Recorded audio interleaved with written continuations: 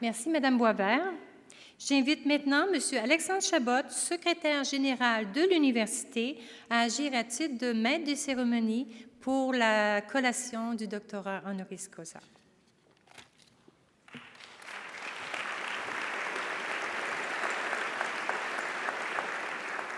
Merci, Madame Noël.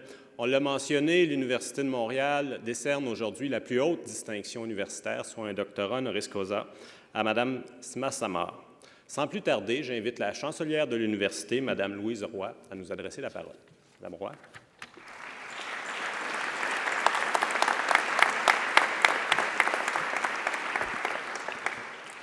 Docteur Samar, Madame la vice-rectrice aux ressources humaines et à la planification, Madame la vice-rectrice aux affaires étudiantes et au développement durable, Madame la doyenne de la faculté, chers finissants, chers professeurs, chers invités, amis et parents.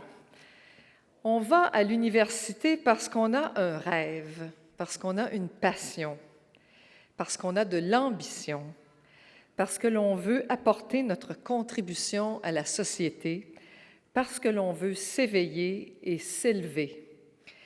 Aujourd'hui, vous réalisez ce rêve, cette ambition, et nous célébrons votre détermination.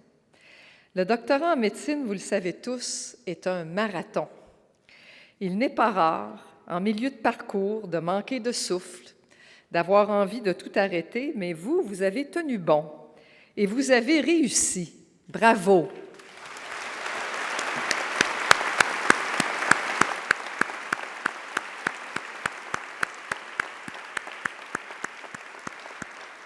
Chers diplômés, vous devenez aujourd'hui des ambassadeurs de l'Université de Montréal. Que vous travaillez au Québec, ailleurs au pays ou à l'étranger, partout où vous mènera la vie, vous serez notre digne représentant. Votre succès attestera de la valeur de votre formation.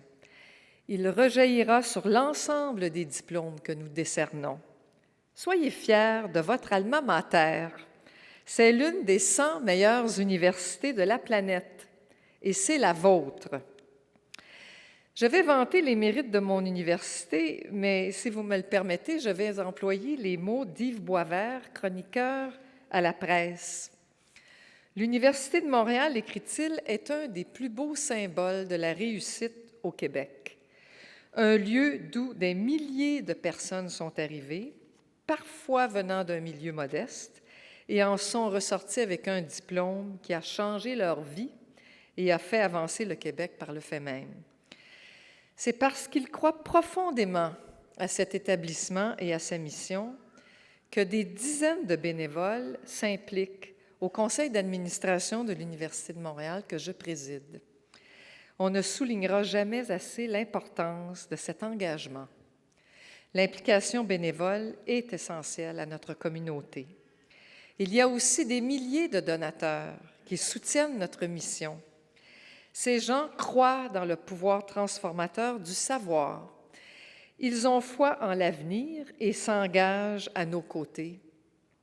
En fait, ils ont foi en vous, nos diplômés, car l'avenir du Québec se forge ici, aujourd'hui, dans cette salle. Si j'ai un souhait à formuler aujourd'hui, c'est que vous preniez exemple sur Madame Sima Samar, qui s'est engagée avec audace et passion pour une cause qui lui tenait à cœur. Dans de nombreux endroits sur cette terre, le droit des femmes et des jeunes filles à la dignité, à la liberté, à la recherche du bonheur, à l'éducation, est encore nié et bafoué. Sima Samar est allée jusqu'à mettre sa vie en péril pour combattre l'asservissement des femmes et faire reculer l'ignorance. Elle nous montre que chaque geste que nous posons pour améliorer la vie des autres contribue à rendre le monde meilleur. Inspirez-vous d'elle et engagez-vous pour une cause qui vous passionne. Et croyez-moi, votre vie en sera profondément enrichie et vous découvrirez que vous pouvez être des agents de changement, que vous pouvez faire une différence. Je vous souhaite une très bonne chance pour la suite Et n'oubliez pas, engagement, passion et audace, 3 clés qui, avec votre diplôme, vous ouvriront les portes de votre avenir. Merci.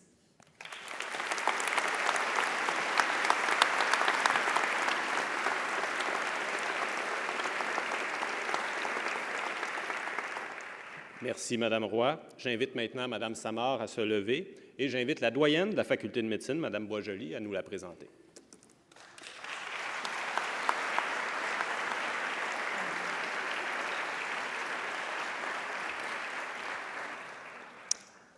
Merci, Monsieur le secrétaire de la faculté.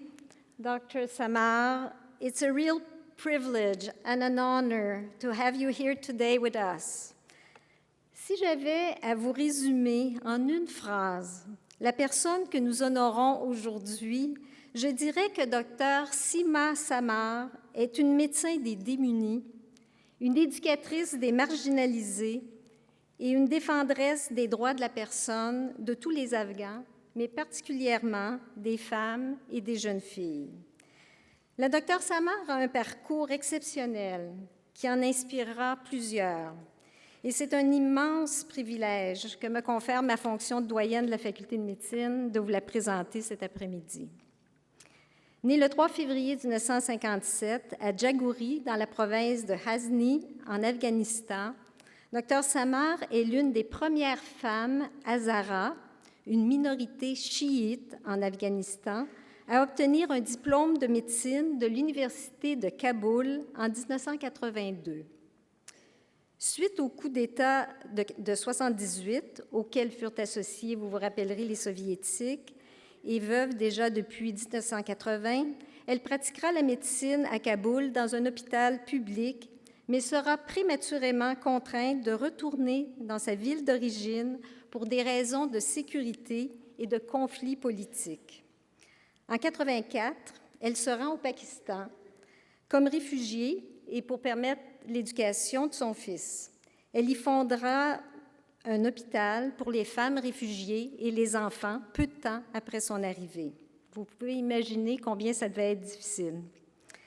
Quelques années plus tard, constatant l'absence quasi totale de structures de soins de santé pour les réfugiés afghans, Dr. Samar crée en 1989 l'organisation Shuhada, une organisation non gouvernementale qui est dédiée au bien-être des citoyens afghans et qui mise sur l'empowerment, l'autonomisation des femmes et des enfants.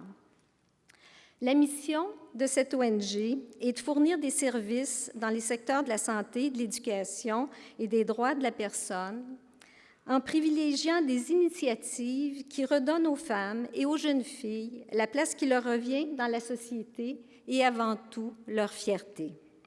Son slogan « Working for a better tomorrow », travailler pour un meilleur avenir, résume bien toute l'importance de son travail et de sa mission. Aujourd'hui, Shuhada supervise plus de 100 écoles ainsi que 15 hôpitaux et cliniques qui offrent des services aux femmes et aux jeunes filles qui, sous le régime taliban, se sont vues pendant presque une décennie totalement privées d'éducation et de la majorité des soins de santé. Au lendemain de la chute du régime taliban, en 2001, Dr. Samar est rentré en Afghanistan afin d'occuper une fonction ministérielle au sein de l'administration intérimaire afghane dirigée par Hamid Karzai. Elle occupe alors les fonctions de vice-présidente, puis celle de ministre de la condition féminine du pays, créée en fait pour la première fois. Et probablement parce qu'elle a bien insisté aussi. Sous son leadership, les droits fondamentaux des femmes sont rétablis. Elles permettent entre autres aux femmes du secteur privé de retrouver leur emploi à la suite d'un congé de maternité. Mais après avoir été à nouveau victime de harcèlement et de menaces de mort pour avoir critiqué les lois islamiques conservatrices, et en particulier la charia, elle se voit malheureusement obligée de quitter ses fonctions ministérielles. Dr. Samar, une combattante passionnée pour la cause des droits des femmes et des enfants, ne se laisse pas décourager par ces événements malheureux. Elle continuera à travailler pour la cause des démunis et des marginaux.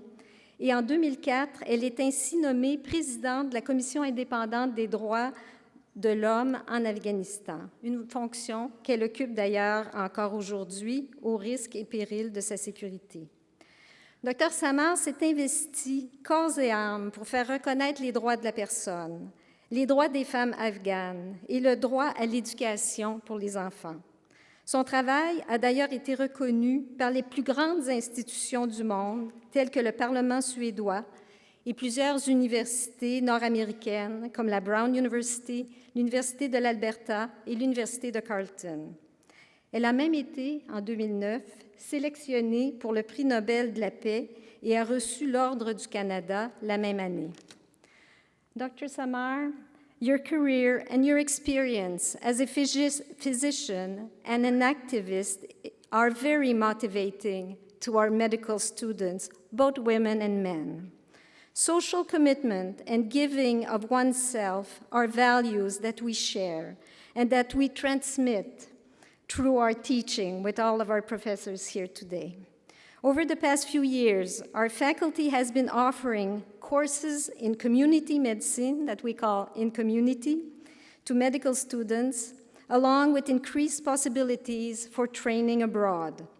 My hope is that these experiences will help students become more aware of the values of social accountability with respect to vulnerable and disadvantaged communities here and around the world. I also hope that they will support our efforts to promote openness and diversity, such as through our project Accès Médecine mentorship that encourages youth from disadvantaged communities to undertake medical studies. Dr. Samar, your rich record of accomplishment moves us all, and on behalf of the Faculty of Medicine of l'Université de Montréal, I wish to thank you for being an example of exceptional courage and determination for all, and especially for women. Over the years, you have succeeded in taking the vocation of medicine to its highest level. Thank you, Dr. Samar.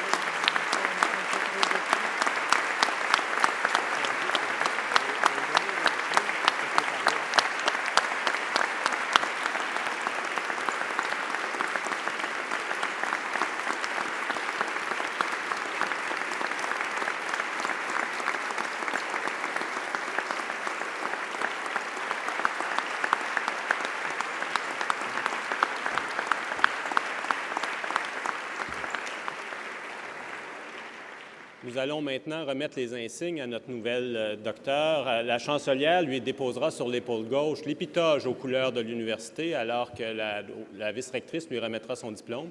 Madame la chancelière, vous pouvez rester pour la photo, Madame la doyenne.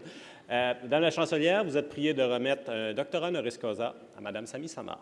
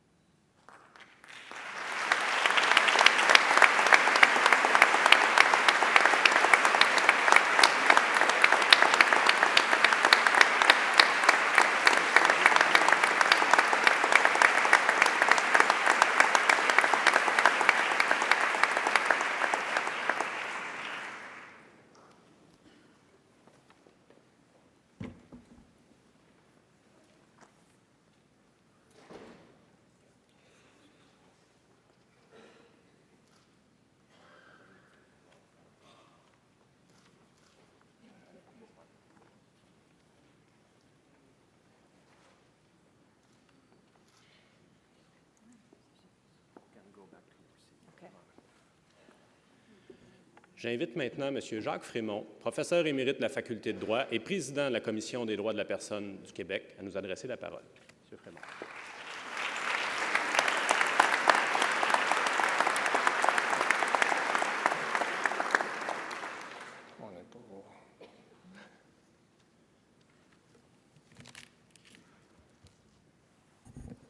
Alors, Madame la chancelière, Mesdames les vice-rectrices, Madame la doyenne, Dr Samar, chers collègues, chers étudiants, distingués invités. Madame la doyenne vient de présenter avec éloquence l'impressionnante feuille de route du Dr Sima Samar, qui vient d'être honoré par l'Université de Montréal. On m'a donné la possibilité d'ajouter quelques mots. J'ai eu l'occasion de rencontrer la Dr Samar à quelques reprises il y a quelques années, alors que je travaillais pour un organisme de philanthropie internationale. La Dr Samar était alors venue me présenter le projet d'établir une université destinée exclusivement aux femmes et aux filles afghanes. J'ai alors été fortement impressionné par cette femme simple et modeste qui a dédié les meilleures années de sa vie au peuple de son pays et qui a pu avoir un impact sur la santé et l'éducation des femmes. Je retrouve aujourd'hui la Dr Samar à titre de président de la Commission des droits de la personne et des droits de la jeunesse du Québec, alors que notre passion pour la défense des droits fondamentaux nous unit à nouveau, puisque la Dr Samar, on l'a mentionné, préside depuis une dizaine d'années environ aux destinées de la Commission afghane des droits humains. À ce titre, la vie de la Dr Samar est constamment menacée, car elle incarne précisément les valeurs de tolérance, d'ouverture et de liberté que les forces obscurantistes détestent tant. I cannot help but to stress that Dr. Samar has chosen to work at the junction of education, higher education, health issues, and human rights. She has had a huge impact over the life of so many women, over the rights of every Afghan citizen, as well over providing a real access to education for many girls. She has chosen to spend most of her life in Afghanistan, while she could easily have migrated to other countries where her life would have been much more comfortable and where her security would have been less threatened. She has chosen to speak up, of course, but above all, and unlike many human rights and health activists around the world, she has chosen to act in a very concrete and real way to improve, little by little, what she believed on. Of course, compared with Afghanistan, we live in Canada in a privileged society where rights are guaranteed and women's health services are more or less generally available, and where higher education institutions are widely open to women. The less positive reality, and as president of the Commission des droits de l'homme et Commission de la personne du Québec, I can testify to that, is that many Canadians' basic rights are still threatened by irresponsible state decisions and by no less irresponsible discriminatory practices by many in their everyday life. Where access to basic health services to women and children is still being made difficult to many, especially in the northern part of our country, and where the glass ceiling for university graduates is still a very pregnant reality for many women in the workplace in 2014. By granting this honorary doctorate to Dr. Sima, I think that the message for you, dear graduates, is that you do have a moral responsibility and duty to get involved, to aspire to make an impact, to make a difference over and above that you will undoubtedly have as a medical doctor. You owe that to your society. Dr. Samar's career is there to remind us all that the difficult road to women's rights and to women's health is never truly accomplished, and that education is a key element in order to progress towards a better society.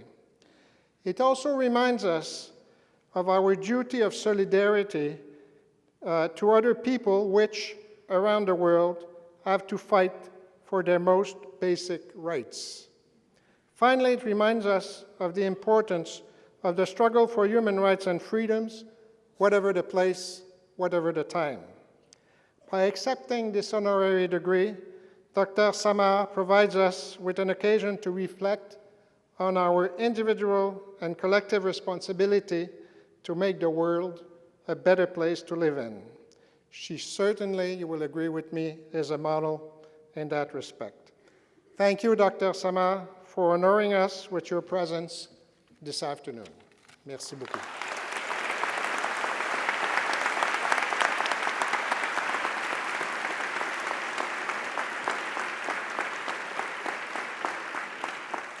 Merci, M. Frémont. J'ai maintenant l'honneur d'inviter Mme Samar à nous adresser la parole.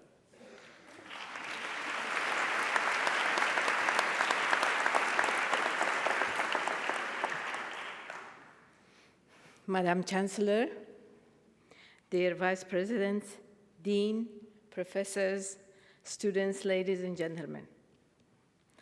I accept this honorary degree with deep sense of gratitude and humility. I'm humbled to be selected as an Afghan woman to receive this prestigious honor.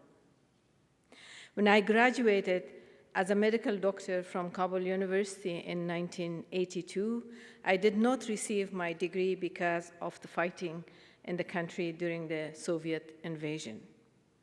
And I still have not received my official diploma from Kabul University.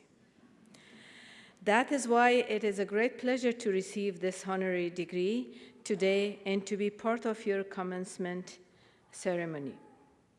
I accept this honor on behalf of thousands of Afghan women and men who continues to struggle to promote education in Afghanistan as one of the basic human rights of everyone, and whose struggle for a free and just society is endless.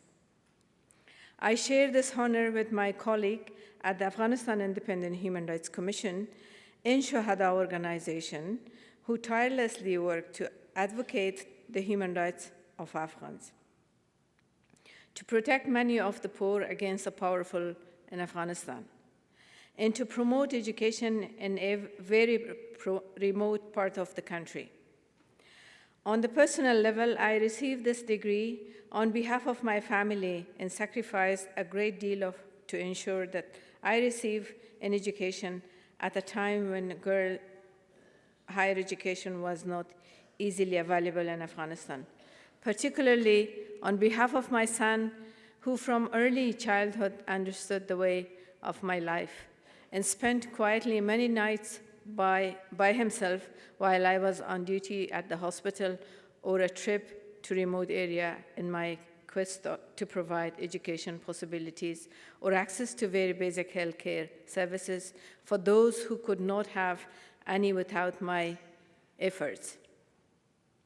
And finally, I accept this award on behalf of millions of those men and women who did not have the opportunity to live in a peaceful time, who lost their loved ones, and those who, despite their aspiration, did not have the opportunity to go to school, but are sacrificing a lot today to make sure their children, especially their daughters, can receive the best available education.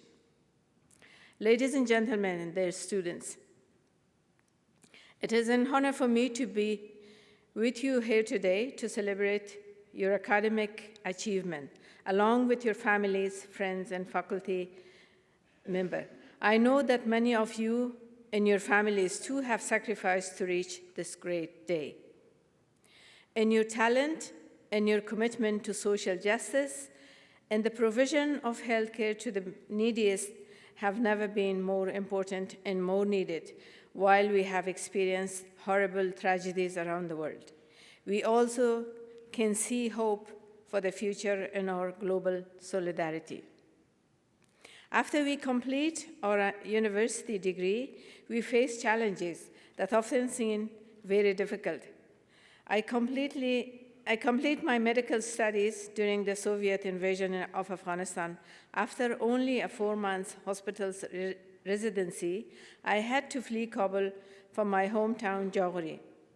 In central Afghanistan, which was not under the Soviet control, I arrived there with only a stethoscope, a BP apparatus, pressure cuff, and a copy of medical current. I began examining patients immediately, but I often had to refer to my book to identify symptoms and treatment, and then I had to find out whether the necessary medicine are even available. To reach patients, I sometimes had to walk or travel on horseback or by donkey for 3 or 4 hours in each direction. This is show how I began my work. Most often, before I reached the area, the patients, usually women in labor, would have died. After working for almost 3 years under those conditions, watching women die, often because of an incomplete abortion, I decided to go to Pakistan to find help or solution at the end of 1984. In early 1985, I began my work as a medical doctor in a hospital called Christian Hospital, which had a branch for Afghan refugees.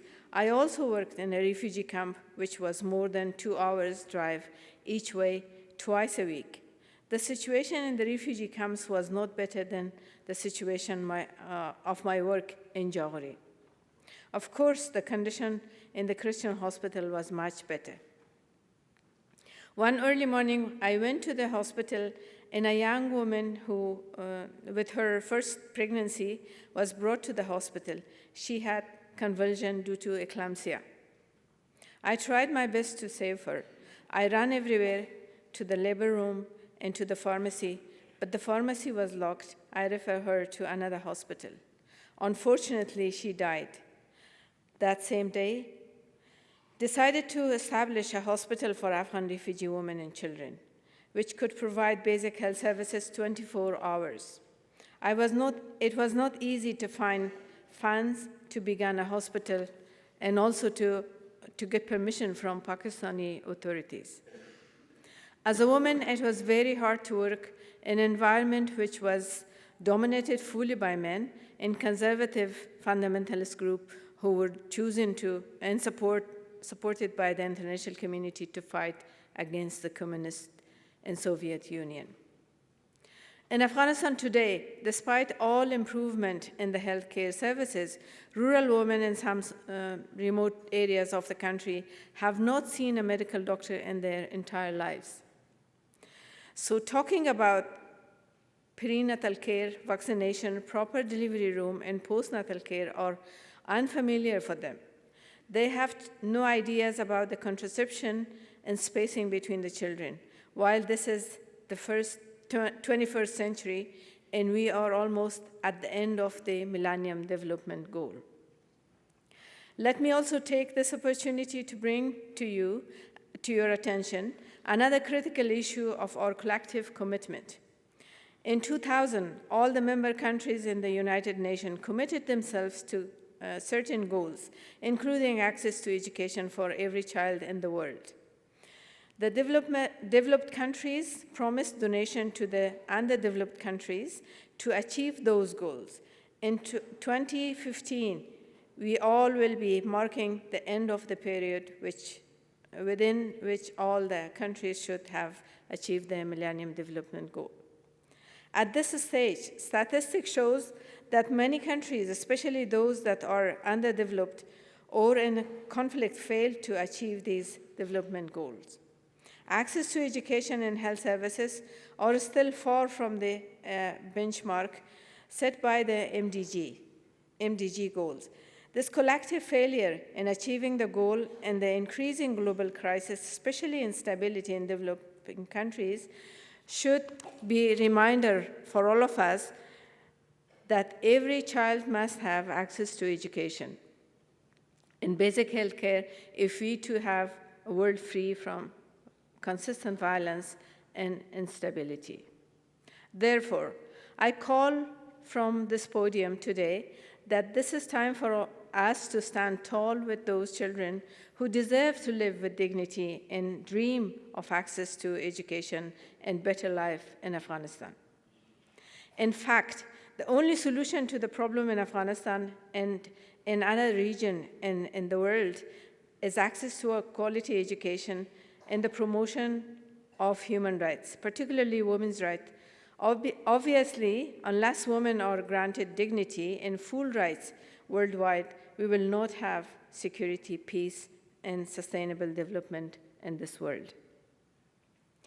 But if we have a strong commitment collectively, as a one, we will be able to change a small part of our world. Let's stand together to change the world for a better future for all humanity. Education has the capacity to help change the world. I know that your university has a special commitment to education and to public services. I ask of you to use what you have learned to make a difference in your own community and in the global community. Congratulations to all of you, and thank you.